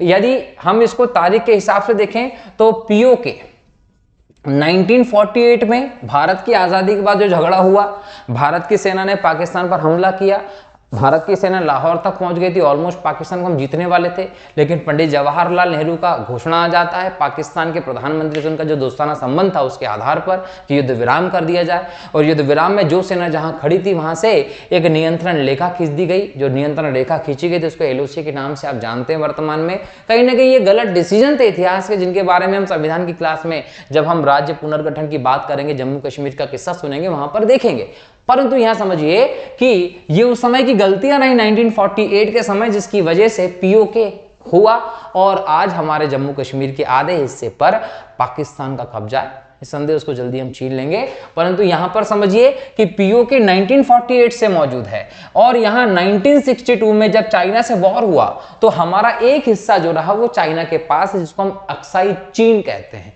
1972 के युद्ध के समय चाइना ने अक्साई चीन के इस क्षेत्र पे कब्जा कर लिया था, जो जम्मू कश्मीर के उत्तर पूर्व में उस समय था, अब लद्दाख का उत्तर पूर्वी हिस्सा कहलाता है। अगर हम उस समय के जम्मू कश्मीर की बात कर ले तो जम्मू कश्मीर के उस समय के टोटल क्षेत्रफल के 20% के बराबर अक्साई चीन का है, जो चीन के कब्जे में है। यहां पर जो लाइन है दोस्तों वो लाइन ऑफ एक्चुअल कंट्रोल के नाम से जानी जाती है, ये भी आप लोगों को ध्यान रखना है। अगला प्रश्न है, भारत का एकमात्र शीत मरुस्थल है, लद्दाख है, पूर्वी कामेंग है, लाचेन या चंबल है? दोस्तों शीत मरुस्थल वो होता है जो अत्यधिक ठंड के कारण भूमि किसी भी प्रकार की उत्पादकता में सक्षम नहीं होती, उस क्षेत्र को आप शीत मरुस्थल कहते हैं, मतलब अत्यधिक ठंडा स्थान। और भारत में लद्दाख जो है वो एकमात्र शीत मरुस्थल है, ध्यान रखना है आप लोगों को, ठीक है। और लद्दाख जो है दोस्तों पाकिस्तान के साथ भी जुड़ा हुआ है, लद्दाख जो है वो अफगानिस्तान के साथ भी जुड़ा हुआ है और चीन के साथ भी अपनी सीमाएं कहीं ना कहीं बोल सकते हैं साझा करता है। और यहाँ पर एक पावा का नाम बहुत चलता है दोस्तों। ये पावा जो है यहाँ का भोजन है, इसको पोषण के लिए यूज करते हैं, इसका यूज करते हैं पावा को। और ये आटे और गेहूं के साथ मिलाकर ये बनाया जाता है।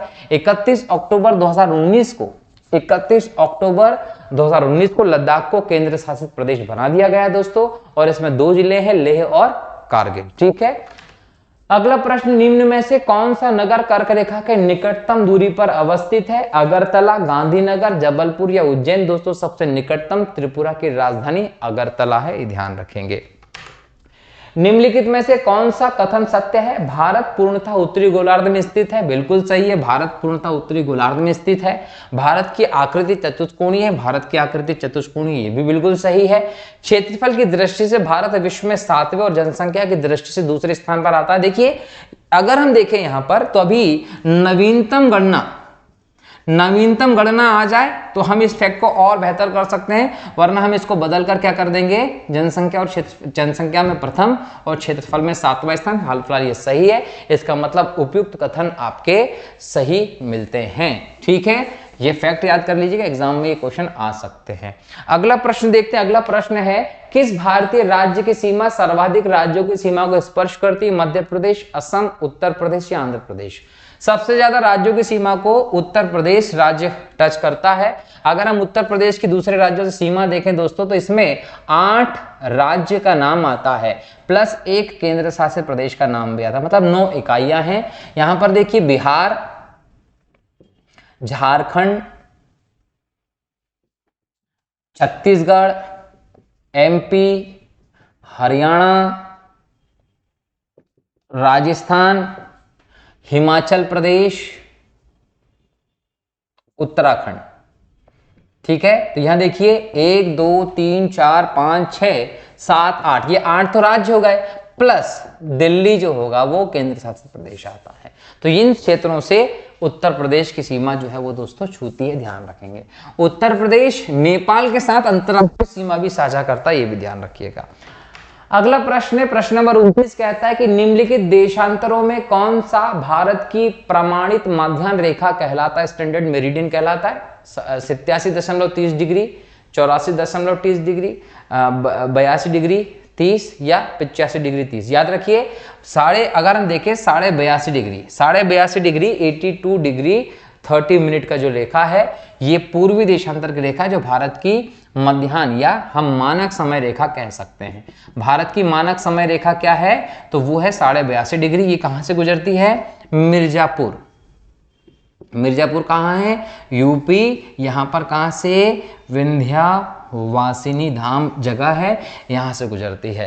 पहले ये होता था कि चेन्नई को इंपॉर्टेंट माना जाता था, चेन्नई से समय का निर्धारण होता था, और चेन्नई से जो लाइन खींची गई थी दोस्तों वो नैनी इलाहाबाद से गुजरती थी, इसलिए पहले आप नैनी इलाहाबाद कहीं ना कहीं फैक्ट याद करते थे। आप क्या बोलेंगे?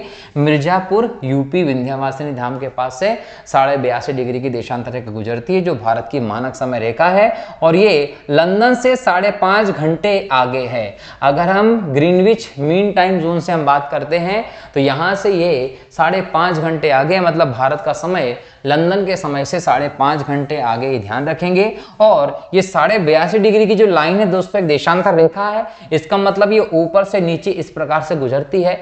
जब हम इसकी बात करते थे कितने राज्यों से गुजरती है? ये 5 राज्यों से गुजरती है, जिसमें यूपी से गुजरती है, एमपी से गुजरती है, छत्तीसगढ़ से गुजरती है, उड़ीसा से गुजरती है और आंध्र प्रदेश से गुजरती है। तो 82.5 डिग्री की जो लाइन है वो भारत के 5 राज्यों से यूपी, एमपी, छत्तीसगढ़, उड़ीसा और आंध्र प्रदेश से गुजरती है, ध्यान रखेंगे। ठीक है दोस्तों, चलिए आगे अगला प्रश्न है, भारत की मुख्य भूमि को रामेश्वरम द्वीप से कौन अलग करता है?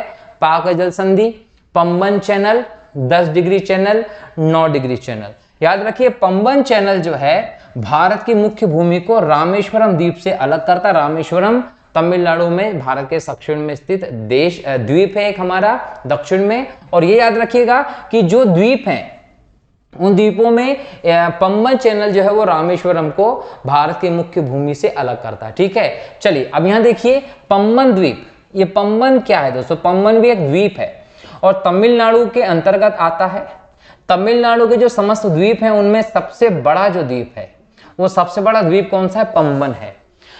रामेश्वरम द्वीप की हम बात करें दोस्तों, ये भी तमिलनाडु का ही भाग है। रामेश्वरम किसका भाग है दोस्तों? तमिलनाडु का ही भाग है। यहाँ पर रामेश्वरम स्थित है, सबको पता है।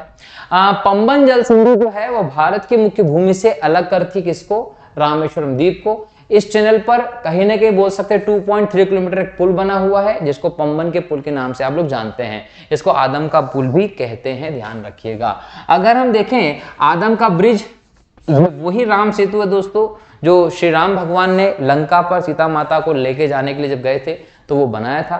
तो कहीं ना कहीं पंबन का जो पुल है दोस्तों वो याद रखना है, भारत और श्रीलंका के मध्य स्थित है। हम बात करें बंगाल की खाड़ी पूरब में है। यहाँ पर मन्नार की खाड़ी दिखेगी भारत के दक्षिण में, पाक जल संधि दिखेगी, ये भी भारत और श्रीलंका के बीच में अवस्थित है। ठीक, अगला प्रश्न, निम्न में से कौन सा राज्य पहले नेफा के नाम से जाना जाता था? नागालैंड, मणिपुर, अरुणाचल प्रदेश या असम? दोस्तों अरुणाचल प्रदेश को आप पहले नेफा कहते थे। नेफा का मतलब था नॉर्थ ईस्ट फ्रंटियर एजेंसी, याद कर लीजिएगा। ब्रिटिश काल में अरुणाचल प्रदेश को नॉर्थ ईस्ट फ्रंटियर एजेंसी कहा गया, अर्थात नेफा कहा गया। स्वतंत्र भारत में हम बात करें दोस्तों तो 1972 तक एक प्रशासनिक विभाग के तौर पर यह जुड़ा हुआ था नेफा। अगर हम देखें 21 जनवरी 1972 को अरुणाचल प्रदेश को केंद्र शासित प्रदेश के तौर पर जोड़ा गया और 20 फरवरी 1987 को अरुणाचल प्रदेश को भारत में पूर्ण राज्य के तौर पर जोड़ दिया गया। 20 फरवरी 1987 को अरुणाचल प्रदेश भारत का पूर्ण राज्य बनता है। अगला प्रश्न है, उड़ीसा में एपीजे अब्दुल कलाम के नाम से किस द्वीप का नाम रखा गया है? अंडमान द्वीप, लक्षद्वीप या व्हीलर द्वीप? दोस्तों व्हीलर द्वीप उड़ीसा में है और अंडमान निकोबार क्षेत्र में आता है।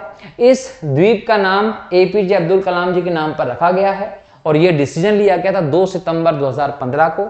2 सितंबर 2015 को इस द्वीप का नामकरण करके इस द्वीप को आपने एपीजे अब्दुल कलाम के नाम पर घोषित कर दिया है और ये भारत में जो मिसाइल टेस्टिंग वगैरह होता है उसके लिए इंपॉर्टेंट है, इसलिए इसका नाम कलाम साहब के नाम पर रखा गया है। निम्नलिखित राज्यों में से कौन सा राज्य 3 तरफ से बांग्लादेश से घिरा हुआ है? मिजोरम, मेघालय, बंगाल या फिर त्रिपुरा? दोस्तों त्रिपुरा 3 तरफ से बांग्लादेश से घिरा हुआ है, ये ध्यान रखेंगे, ठीक है।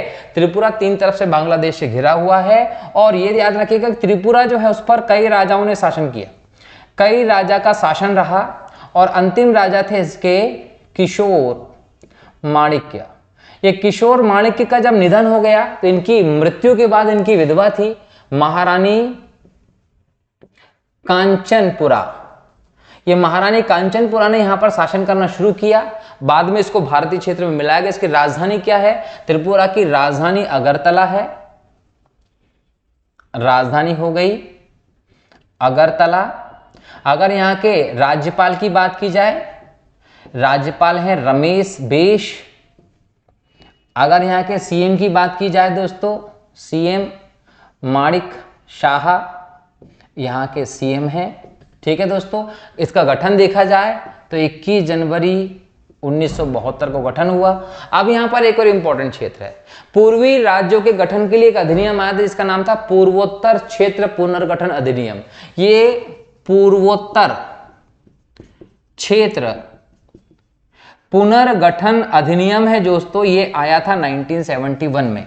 अगर इससे पहले की बात करें दोस्तों तो कहीं ना कहीं पूर्ण राज्य बनने से पहले मेघालय किसका हिस्सा था? असम का हिस्सा था और कहीं ना कहीं वहीं पर आप त्रिपुरा, मणिपुर, मेघालय को एक साथ देखते थे। लेकिन जैसे ही यह अधिनियम आया और इन क्षेत्रों को अलग किया गया तो कहीं ना कहीं ये सारे राज्य अलग अलग बनते चले गए।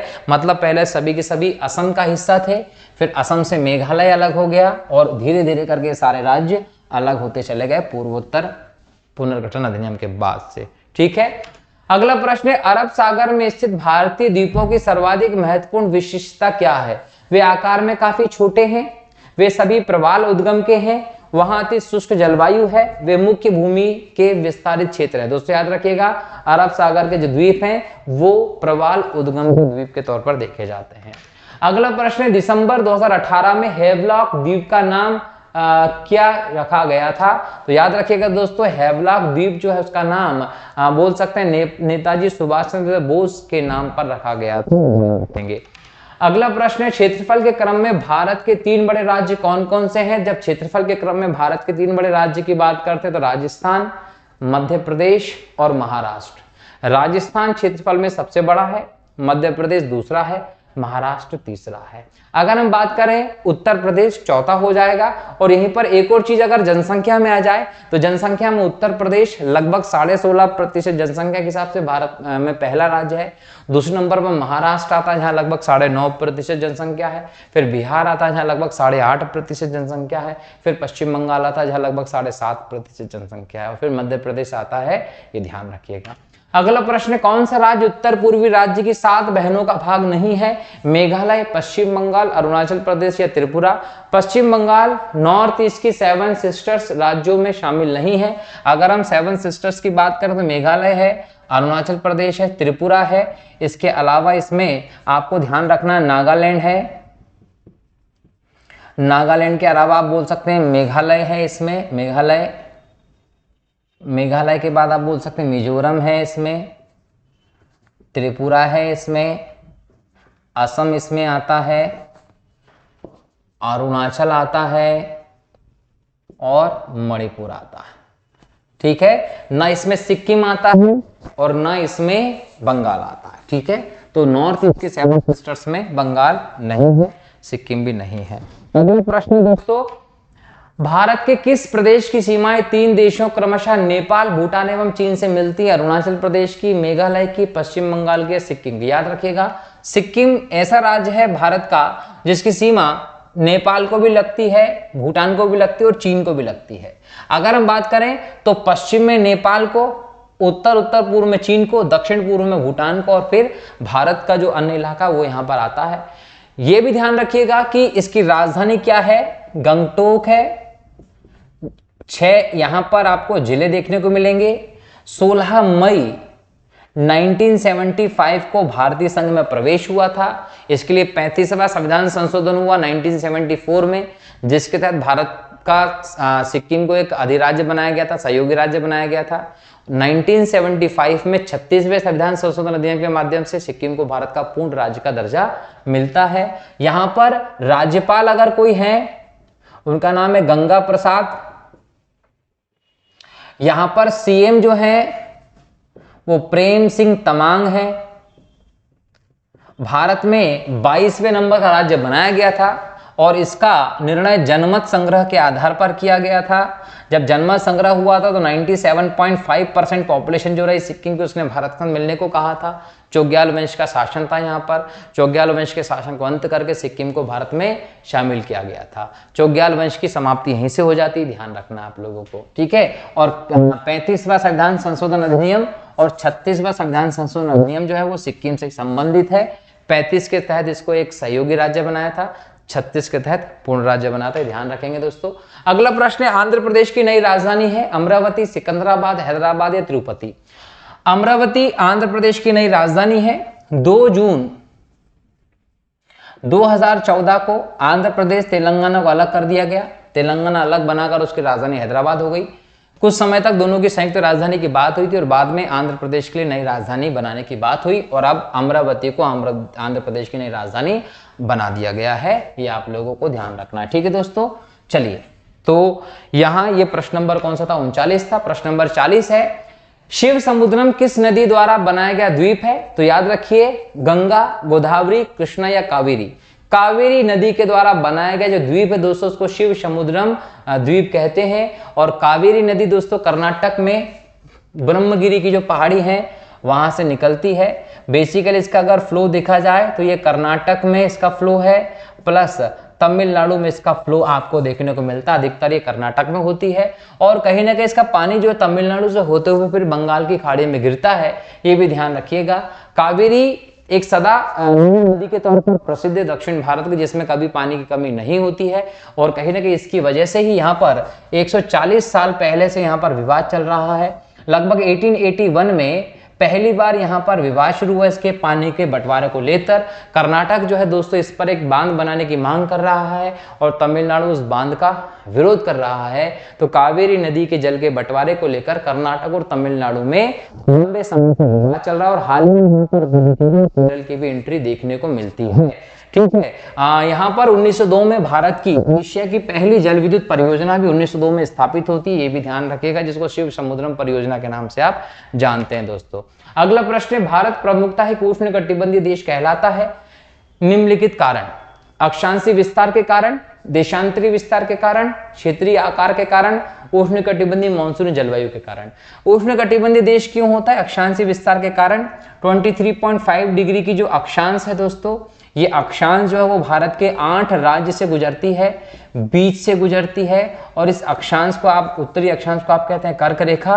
और कर्क रेखा चूंकि भारत के बीच से गुजरती है तो इस अक्षांशीय विस्तार के कारण भारत उष्णकटिबंधीय क्षेत्र में आ जाता है, इसलिए भारत को उष्णकटिबंधीय देश कहते हैं। इसी कारण से भारत की जलवायु भी उष्णकटिबंधीय है, ध्यान रखेंगे। अगला प्रश्न है, भारत के भौगोलिक मानचित्र तैयार कौन करता है दोस्तों? भारतीय भूवैज्ञानिक सर्वेक्षण, भारतीय भौगोलिक सर्वेक्षण, भारतीय रक्षा मंत्रालय, भारतीय सर्वेक्षण विभाग।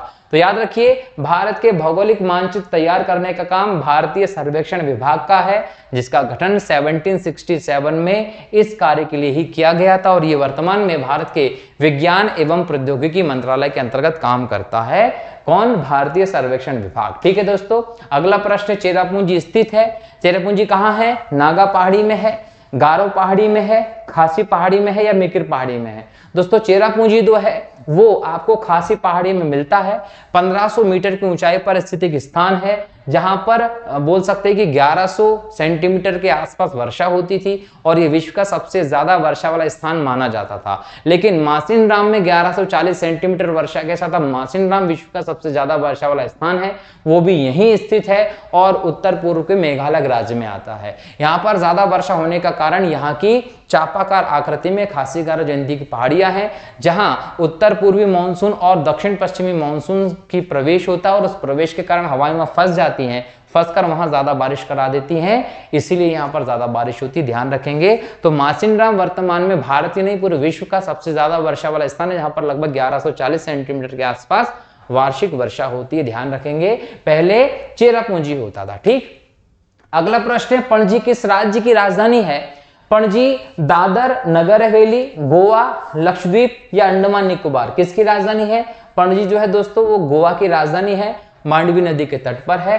दादर एवं नगर हवेली की राजधानी सिलवासा है, लक्षद्वीप की राजधानी कवारत्ती है, अंडमान निकोबार की राजधानी पोर्ट ब्लेयर है, ध्यान रखेंगे। अगला प्रश्न है, बुग्याल हिमालय ढलानों में ऊंचाई वाले घास के मैदान और चारागाह हैं, ये अधिकतर किस राज्य में पाए जाते हैं? ऑप्शन है तमिलनाडु में, असम में, सिक्किम में या उत्तराखंड में। बुग्याल दोस्तों उत्तराखंड में है। जनरली क्या होता है कि जो पहाड़ी ढलान वाले इलाके हैं वहां पर जब बर्फ पिघलती है, ग्रीष्म ऋतु का आगमन होता है, तो बर्फ पिघलने के बाद पहाड़ी ढलानों पर नए नए घास के मैदान बनते हैं। उन घास के मैदानों को दोस्तों कश्मीर में हम जाते हैं तो उनको मर्ग कहते हैं, जैसे गुलमर्ग और सोनमर्ग कश्मीर की घाटियों में। और उसी को यदि हम उत्तराखंड में चले जाएं तो बुग्याल और पयार कहा जाता है। ये बुग्याल और पयार के नाम से उत्तराखंड की घास ही है दोस्तों, ध्यान रखिएगा। और ये अल्पाइन घास के मैदान होते हैं, ये भी ध्यान रखना है। ये विशाल घास के मैदान जो होते हैं दोस्तों, ये मैक्सिमम लगभग 3500 से 4000 मीटर की हाइट पे बनते हैं, ये भी ध्यान रखिएगा। और जैसे ही गर्मी का मौसम आता है, बर्फ पिघलती है और ये घास के मैदान बनते हैं, तो जो चरवाहे होते हैं, बकरवाल जनजाति के लोग, वो इन घास के मैदानों में अपनी भेड़ बकरियां चराने के लिए आ जाते हैं, ये भी ध्यान रखेंगे। क्लियर? अगला प्रश्न है, लाखों वर्ष पहले भारतीय उपमहाद्वीप मुख्य भूमि से अलग हो गया था, इसे किस महासागर के नाम से जाना जाता है दोस्तों? तो याद रखिएगा, भारतीय उपमहाद्वीप जो मुख्य भूमि से अलग हो गया था उसे या टेथिस सागर के नाम से जाना जाता था। ये बात दोस्तों लगभग 20 से 14.5 करोड़ वर्ष पहले की है। और जुरासिक अफ्रीका का जो इलाका है, यहाँ से गोंडवाना भूमि का एक टुकड़ा टूट गया था और कहीं ना कहीं संवहनी ऊष्मीय बल जो पृथ्वी की जियोथर्मल एनर्जी के कारण बनता है, उस बल के कारण ये भाग उत्तर की तरफ खिसकते खिसकते गया और उस जगह पर आके जुड़ गया जहां पर टेथिस सागर था। अब टेथिस सागर जब धीरे धीरे करके बंद हो गया तो उसकी जगह पर हिमालय पर्वत श्रेणी आ गई है। तो हिमालय पर्वत श्रेणी किसकी जगह पर बनी हुई है? तो याद रखिएगा, टेथिस सागर की जगह पर उसके मलबों से हिमालय का निर्माण हुआ है। क्लियर दोस्तों? तो इस प्रकार से हमने आज की इस क्लास में भारत के सामान्य परिचय से आधारित कई सारे इंपॉर्टेंट प्रश्नों को देखा है। ये भारत के भूगोल का हमारा पहला लेक्चर था, जिसमें हमने भारत के सामान्य परिचय पर आधारित कुछ इंपॉर्टेंट क्वेश्चंस को देखा है। लगातार इस लेक्चर सीरीज में भारत के भूगोल से संबंधित सभी टॉपिक्स पर इंपॉर्टेंट क्वेश्चंस को चर्चा करूंगा दोस्तों। मिलता हूं अगले लेक्चर में नए टॉपिक के साथ, नए प्रश्नों को लेकर। तब तक के लिए बहुत बहुत शुक्रिया। जय हिंद, जय भारत, वंदे मातरम दोस्तों।